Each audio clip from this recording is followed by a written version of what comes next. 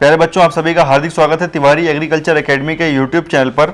आप सबको पता है कि हमारे यूट्यूब चैनल पर सुबह 9:15 बजे चलती है केमिस्ट्री की क्लास और शाम को चलती है 7 बजे बायोलॉजी की क्लास, जिसमें आपको ऑब्जेक्टिव क्वेश्चंस कराए जा रहे हैं। इसके साथ ही आज एक लेक्चर मैं आपके लिए लेकर आ रहा हूं जिसमें आपको एग्रीकल्चर के इंपॉर्टेंट क्वेश्चन कराऊंगा। इसमें टोटल जो भी क्वेश्चंस कराए जा रहे हैं ये आपके यूपी कैटेट, आईसीएआर, बीएचयू और बिहार कंबाइंड जो एग्रीकल्चर की परीक्षा होती है बीसीईसीई, उसके लिए भी इंपॉर्टेंट है और जेट वगैरह के लिए भी ये बहुत ज़्यादा इंपॉर्टेंट है। तो आप इसे कंप्लीट लेक्चर देखिएगा। एक छोटा लेक्चर हम आपके लिए बना रहे हैं ताकि मुझे देखना है कि आप इसे कितना पसंद करते हैं, कितना ज़्यादा शेयर करते हैं। अगर आप इस लेक्चर को अधिक पसंद करते हैं तो आप मुझे कमेंट करके जरूर बताइएगा कि हमें क्या बायोलॉजी और केमिस्ट्री की तरह इसकी एग्रीकल्चर की भी सीरीज लेकर आनी चाहिए। अगर आप सब इसे पसंद करेंगे तो लगातार कम से कम इसमें हम आपको मैक्सिमम लेक्चर्स प्रोवाइड कराने की कोशिश अपनी करेंगे। आप मुझे कमेंट करके जरूर बताइएगा। जितने भी व्यूज आने चाहिए मुझे उतने कमेंट भी चाहिए। और अगर आप इसका पीडीएफ चाहते हैं बच्चों तो आप जरूर टेलीग्राम हमारा ज्वाइन करिए। टेलीग्राम का लिंक आपको डिस्क्रिप्शन में दिया गया है। अगर आप नहीं बना पा रहे हैं टेलीग्राम तो आप प्ले स्टोर पर जाइए, जैसे व्हाट्सएप इंस्टॉल करते हैं वैसे ही इंस्टॉल करिए टेलीग्राम को और वहां से आप सर्च करिए तिवारी एग्रीकल्चर एकेडमी या फिर बीएचयू प्रीवियस ईयर पेपर या आईसीआर प्रीवियस ईयर पेपर, कुछ भी आप सर्च करेंगे हमारा ही नाम आएगा। ठीक है, ये सब आपका प्यार है जिसकी वजह से आता है। इसमें बच्चों हम लोग गेहूं के बारे में देखेंगे सारा। और पहला पॉइंट देखिए, यहाँ पर लिखा हुआ है गेहूं का बीएन, मतलब गेहूं का जो वानस्पतिक नाम होगा वो क्या होगा। तो यहाँ पर देखिए पहला पॉइंट लिखा है टिटिकम ऑस्टिवम। ठीक है, ये आपको याद रखना है बच्चों। हम जितने भी पॉइंट पढ़ा रहे हैं इसको आपको एक कॉपी बनानी है, एक रजिस्टर बनाना है, उसमें लिखते चलना है ताकि आपको रिवाइज करने में आसानी हो जाए। ठीक है, और जिन लोगों ने टेस्ट सीरीज नहीं ज्वाइन करी है वो लोग टेस्ट सीरीज भी जरूर ज्वाइन कर लें 9235126064 पर व्हाट्सएप करके। देखिए नेक्स्ट पॉइंट है आपका गेहूं में गुणसूत्र। गेहूं में गुणसूत्रों की संख्या कितनी होती है बच्चों, आपको पता होगा। गेहूं में गुणसूत्रों की संख्या होती है 42। गेहूं में गुणसूत्रों की संख्या कितनी होती है 42। थर्ड पॉइंट है आपका यहाँ पर, गेहूं में कौन सी प्रोटीन पाई जाती है। गेहूं में कौन सी प्रोटीन पाई जाती है, तो गेहूं में पाया जाता है ग्लूटिन। ठीक है, आपको याद रखना है गेहूं में पाया जाता है ग्लूटिन। नेक्स्ट अगला पॉइंट है, गेहूं की वह प्रजाति जिसका हरित क्रांति में सर्वाधिक योगदान था। गेहूं की वह प्रजाति जिसका हरित क्रांति में सर्वाधिक योगदान था। हरित क्रांति आप सब जानते हैं किससे संबंधित है, ये कृषि से संबंधित है। तो आपको ये भी याद रखना है कि जो गेहूं की प्रजाति थी HD 2329, ठीक है, HD 2329, ये जो आपको यहाँ पर लिखा हुआ है बॉक्स के अंदर प्रजाति, ये प्रजाति का सर्वाधिक योगदान था हरित क्रांति में। आगे बढ़ेंगे, नेक्स्ट पॉइंट देखेंगे क्या है, गेहूं किस प्रकार का फल है। गेहूं किस प्रकार का फल है, तो यहाँ पर देखिए लिखा हुआ है कैरियोप्सिस। गेहूं किस प्रकार का फल है, गेहूं कैरियोप्सिस प्रकार का फल है। ये आपको याद रखना है। आपको इसके नोट्स भी बनाने हैं बच्चों। एक बार देखिएगा वीडियो को, 2 बार देखिएगा। आप 2 बार जब देख लेंगे वीडियो को आप लोग तो आपको ये हमेशा के लिए टॉपिक्स, ये पॉइंट हमेशा के लिए याद हो जाएंगे। आगे बढ़ते हैं, आगे देखिए क्या लिखा है, गेहूं किस प्रकार का फल है हम लोगों ने देख लिया, कैरियोप्सिस। इसके बाद देखिए गेहूं के साथ सरसों की बीज दर कितनी होती है। गेहूं के साथ सरसों की बीज दर कितनी होती है 2 kg per hectare, 2 kilogram per hectare होती है। ये डायरेक्ट क्वेश्चन आते हैं बच्चों, इसी तरह आपको याद रखना है ये डायरेक्ट पॉइंट। आगे बढ़ेंगे, नेक्स्ट पॉइंट है आपका कि गेहूं का टेस्ट वेट कितना होता है। गेहूं का टेस्ट वेट कितना होता है, तो बच्चों आपको याद रखना है ये भी पॉइंट कि गेहूं का जो टेस्ट वेट होता है वो होता है 40 ग्राम। गेहूं का टेस्ट वेट होता है 40 ग्राम। अगला है गेहूं के मामा का बीएन, मतलब गेहूं के मामा का रासायनिक वानस्पतिक नाम क्या होता है। ठीक है, आपको याद रखना है गेहूं के मामा का वानस्पतिक नाम क्या होता है, ये भी याद रखना है आपको। फेलिरिस माइनस, यहां पर लिखा है, ये देखिए फेलिरिस माइनर, मतलब क्या है ये गेहूं का सबसे प्रमुख खरपतवार है। आपको याद रखना है कि ये गेहूं का सबसे प्रमुख खरपतवार है। इससे पहले आपको हमने क्या बताया था, गेहूं का बताया था नाम, तो यहाँ पर गेहूं का क्या आपको याद रखना था, टिट्रिकम ऑस्टिवियम। तो दोनों याद रखना है, गेहूं के मामा का भी याद रखना है और गेहूं का भी याद रखना है आपको।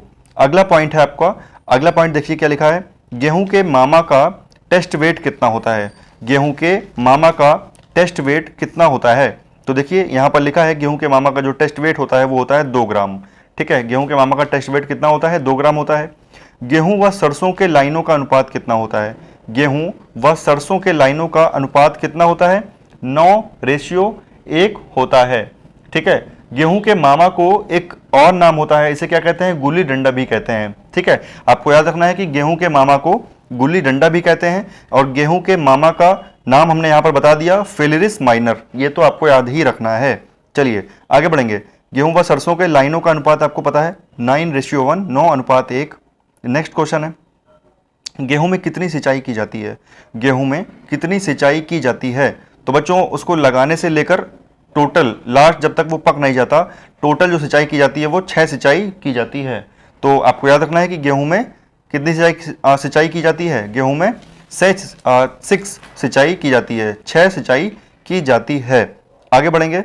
नेक्स्ट है, गेहूं में सिंचाई के लिए क्रांतिक अवस्था कौन सी होनी चाहिए। गेहूं में सिंचाई के लिए क्रांतिक अवस्था होती है CRI।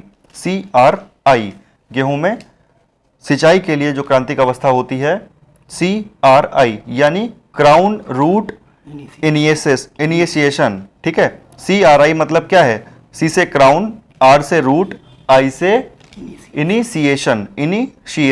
चलिए आगे बढ़ते हैं। बच्चों की पॉइंट इसलिए आपको क्लियर करके अच्छे से बता रहे हैं ताकि आप इसे नोट कर लो, और अगर एग्जाम में CRI का पूरा नाम पूछ देगा तो फिर आप कंफ्यूज हो जाओगे, है ना। लेकिन जो तिवारी एग्रीकल्चर एकेडमी पढ़ रहे हैं वो कंफ्यूज नहीं होंगे, उन्हें पता है क्या करना है।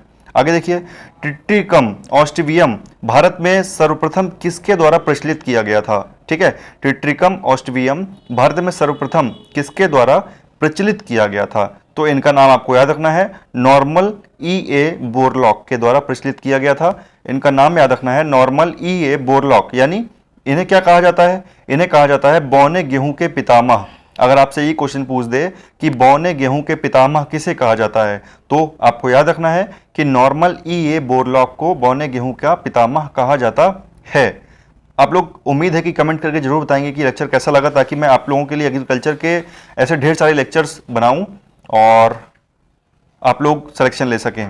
चलिए देखिए अगला पॉइंट, भारत में मुख्यतः कौन सी जीन पाई जाती है, भारत में मुख्यतः कौन सी जीन पाई जाती है।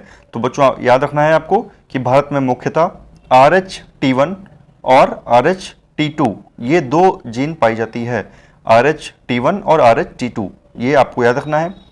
गेहूं में नेक्स्ट पॉइंट है, गेहूं में बौनेपन के लिए जीन कौन सा है, गेहूं में बौनेपन के लिए जीन कौन सा है। यहां पर देखिए लिखा हुआ है नोरिन 10। आपको याद रखना है ये पॉइंट कि गेहूं में बौनेपन के लिए जो जीन है वो नोरिन 10 है। ये क्वेश्चन आपका यूपी कैडेट में पूछा जा चुका है, इंपॉर्टेंट क्वेश्चन है। चलिए आगे बढ़ते हैं, नेक्स्ट पॉइंट देखते हैं क्या है। बौने गेहूं में प्रथम सिंचाई कब करनी चाहिए, बौने गेहूं में प्रथम सिंचाई कब करनी चाहिए। इसमें से बहुत सारे क्वेश्चंस आपको हो सकता है कि अगर जो बच्चे टेस्ट सीरीज ज्वाइन कर रखे हैं एग्रीकल्चर में उनको मिले हों, ये सारे जो भी क्वेश्चंस आए हुए हैं ना पुराने, ये सब टेस्ट सीरीज में क्वेश्चंस हैं। बौने गेहूं में प्रथम सिंचाई कब करनी चाहिए, 21 दिन के बाद करनी चाहिए। बौने गेहूं में प्रथम सिंचाई 21 दिन के बाद करनी चाहिए। नेक्स्ट पॉइंट देखिए क्या लिखा है, गेहूं बुआई के लिए तापमान कितना होना चाहिए। यहाँ पर देखिए क्या लिखा है, गेहूं बुआई के लिए तापमान यानी टेम्परेचर कितना होना चाहिए। तो जब भी टेम्परेचर 24 से 26 डिग्री सेंटीग्रेड होता है तभी इसकी गेहूं की बुआई की जाती है। आगे बढ़ेंगे, नेक्स्ट पॉइंट देखते हैं क्या है, गेहूं के पुष्प क्रम को क्या कहते हैं, गेहूं के पुष्प क्रम को क्या कहते हैं, इसे कहते हैं बाली, है ना। आप सबको पता है कि जब गेहूं छोटा रहता है पौधा, उसमें फूल आ रहे होते हैं तब उसमें क्या, उसे क्या कहते हैं, बाली कहते हैं। अगला है पॉइंट, विश्व में सर्वाधिक गेहूं का उत्पादन कहाँ होता है। ये इंपॉर्टेंट क्वेश्चन है आप सभी के लिए, ये याद रखना है आपको कि विश्व में सर्वाधिक जो गेहूं का उत्पादन होता है वह कहाँ होता है, चीन में होता है, चीन में होता है। आगे बढ़ेंगे, नेक्स्ट पॉइंट देखिए क्या लिखा है, गेहूं में रोटी स्वादिष्ट होने का कारण है, गेहूं में रोटी स्वादिष्ट होने का क्या कारण है। तो ये आपको याद रखना है जीनोम डी, जो उसमें टेस्ट आता है जब आप गेहूं खाते हैं, रोटी गेहूं से बनी हुई रोटी खाते हैं तो उसमें आपको जो टेस्ट आता है, जो उसके स्वादिष्ट होने का जो कारण होता है वह क्या होता है, वो होता है जीनोम डी के कारण होता है। ठीक है, जीनोम डी, जीनोम डी। आगे बढ़ेंगे, अगला है गेहूं की रोटी के फूलने का क्या कारण है, गेहूं की रोटी के फूलने का क्या कारण है। तो ये भी आपको याद रखना है कि ग्लूटीन प्रोटीन की उपस्थिति, गेहूं में जो आपको पता है गेहूं में ग्लूटीन प्रोटीन होता है। अगर आपसे क्वेश्चन पूछ दे कि ग्लूटीन प्रोटीन किस में पाया जाता है, आपको 4 ऑप्शन दे देगा, गेहूं, गन्ना या पपीता, ये सब चीज़ें, तो आपको याद रखना है कि जो ग्लूटीन प्रोटीन होता है वो किस में पाया जाएगा, गेहूं में पाया जाता है। तो जो रोटी फूलने का जो कारण होता है, यहाँ पर आपसे क्वेश्चन में ये पूछा गया है, रोटी फूलने का जो कारण होता है वो क्या होता है? ग्लूटीन प्रोटीन की उपस्थिति के कारण रोटी फूलती है। आगे बढ़ेंगे। मानव निर्मित जो गेहूं होता है वो क्या होता है? मानव निर्मित गेहूं होता है टिट्रिकेल। मानव निर्मित गेहूं होता है टिट्रिकेल। ठीक है, आगे बढ़ते हैं। नेक्स्ट पॉइंट देखेंगे यहाँ पर हम लोग, मानव निर्मित गेहूं है टिट्रिकेल, हो गया पॉइंट। आगे बढ़ते हैं। टिट्रिकेल का संकरण, टिट्रिकेल का संकरण जो होता है वो क्या क्या होता है? गेहूं और राई, गेहूं क्रॉस राई, है ना, गेहूं क्रॉस राई। तो आपको यह भी याद रखना है, गेहूं का टिट्रिकेल का संकरण गेहूं क्रॉस राई। आगे बढ़ेंगे। डिबलिंग विधि से गेहूं की बीज दर कितनी होती है? आप अगर पढ़ रखे हैं, आपने एग्रीकल्चर को अगर पढ़ा है अच्छे से, और अगर एग्रीकल्चर के स्टूडेंट हैं, मुझे देखना है कि आप लोगों को ये पता है कि नहीं, डिबलिंग विधि क्या होती है। आप मुझे कमेंट करके मुझे जरूर बताइएगा कि डिबलिंग विधि क्या होती है। ठीक है, मैं देखना चाहता हूं कि आप लोग कितना जानते हैं इसके बारे में। डिबलिंग विधि से गेहूं की जो बीज दर होती है वो मैं आपको यहाँ बता रहा हूँ कि गेहूं डिबलिंग विधि से जो गेहूं की बीज दर होती है वह होती है 25 से 30 किलोग्राम प्रति हेक्टेयर। ठीक है, 25 से 30 किलोग्राम प्रति हेक्टेयर होती है डिबलिंग विधि से गेहूं की बीज दर। आगे बढ़ेंगे। नेक्स्ट पॉइंट देखते हैं क्या है। गेहूं में पृथक्करण दूरी, जो गेहूं में पृथक्करण दूरी होती है वह कितनी होती है? वो होती है 3 मीटर। ठीक है, गेहूं में पृथक्करण दूरी होती है 3 मीटर। आगे नेक्स्ट पॉइंट देखिए क्या है। गेहूं उत्पादन में प्रथम राज्य, भारतवर्ष में सर्वाधिक गेहूं उत्पादन कहाँ होता है? गेहूं उत्पादन में अगर बात की जाए प्रथम राज्य, यानी भारतवर्ष में सर्वाधिक गेहूं उत्पादन कहाँ होता है? तो ये होता है उत्तर प्रदेश में। ठीक है, अगर आपसे पूछ दे कि इंडिया में सर्वाधिक ऐसा कौन सा राज्य है जहां पर सबसे ज्यादा गेहूं का उत्पादन किया जाता है या गेहूं उगाया जाता है, तो आप मार्क करेंगे वहां पर उत्तर प्रदेश। ठीक, चलिए आगे बढ़ते हैं। नेक्स्ट पॉइंट देखते हैं। नेक्स्ट क्या है, यहां पर देखिए लिखा हुआ है कि गेहूं में प्रोटीन की प्रतिशत मात्रा कितनी होती है। आप सबको पता है कि गेहूं में प्रोटीन पाया जाता है, और गेहूं में जो प्रोटीन पाया जाता है इसकी प्रतिशत मात्रा कितनी होती है? तो बच्चों 10 से 11% जो है वो गेहूं पाया जाता है। 10 से 11% गेहूं पाया जाता है। आगे बढ़ते हैं। गेहूं में कितने पुंकेसर पाए जाते हैं? आपको पता है गेहूं में 3 पुंकेसर पाए जाते हैं। गेहूं में 3 पुंकेसर पाए जाते हैं। अगर अब यहाँ पर जितने भी इंपॉर्टेंट क्वेश्चन थे गेहूं से वो हम लोगों ने देखे हैं। इसके बाद कुछ क्वेश्चंस 3-4 क्वेश्चन और लेंगे हम लोग। यहाँ पर लिखा है धान में पुंकेसर की संख्या। अगर आपसे पूछे कि गेहूं में कितने पुंकेसर होते हैं तो 3 होते हैं। धान में पुंकेसर की संख्या, धान में 6, धान में डबल होती है। आपको ऐसे याद रखना है इसे कि गेहूं में 3 और धान में 6 पुंकेसर पाए जाते हैं। ठीक है, अब देखिए यहाँ पर धान का वानस्पतिक नाम पूछा है आपसे। धान का वानस्पतिक नाम पूछा है, क्या होता है? और ओरजिया सटाइवा, है ना, ओराइजा सटाइवा होता है। ये भी आपको याद रखना है, स्पेलिंग ORYZASATIVA। ठीक है, आप इसे नोट कर लीजिए, इंपॉर्टेंट है, ये पूछा जाता है।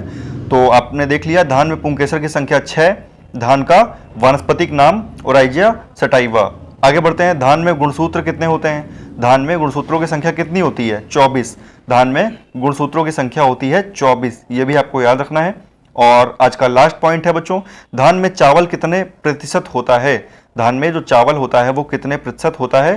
तो 70% चावल होता है। बाकी उसमें क्या होता है? उससे भूसी, उसमें उसका छिलका जो होता है वो 30% होता है, यानी कि। ठीक है, तो धान में चावल कितने प्रतिशत होता है? ये धान में चावल होता है 70% चावल होता है। तो बच्चों ये थे हमारे सारे के सारे आज के क्वेश्चन। अगर आपको ये पसंद आए हो तो आप जरूर मुझे कमेंट करके बताइएगा। इसे अपने सभी दोस्तों में, एग्रीकल्चर के जो तैयारी करने वाले स्टूडेंट हैं साथ के, सभी को शेयर करिए, खूब शेयर करिए। जो 11th पढ़ रहे हो, 12th पढ़ रहे हो, उन्हें बताइए कि हमारे यहाँ ये इस तरह की सीरीज चल रही है। अगर आप इसे पसंद करेंगे तो हम उम्मीद है कि सभी लगभग टॉपिक ऐसे एक एक टॉपिक को उठाएंगे, जैसे आलू है, गेहूं है, और उसके बारे में विस्तृत रूप से आपको सारी की सारी जितने पॉइंट बनते हैं एग्जाम में वो हम खाली कराएंगे। ये सारे पॉइंट हमने वो कराए जो कि एग्जाम में आपसे पूछे जाते हैं, है ना। पढ़ने को तो आप तो फिर PhD कर लो एक टॉपिक को उठा के, लेकिन आपके एग्जाम में यूपी कैडेट में, ICR BHU में जितना पूछा जाना है, सिर्फ हम वो पॉइंट आपको उठाकर यहाँ पर पढ़ा रहे हैं। ठीक है, तो पढ़ते रहिए आप लोग, अपना ख्याल रखिए। मिलते हैं अपने नेक्स्ट लेक्चर में। Thank you so much.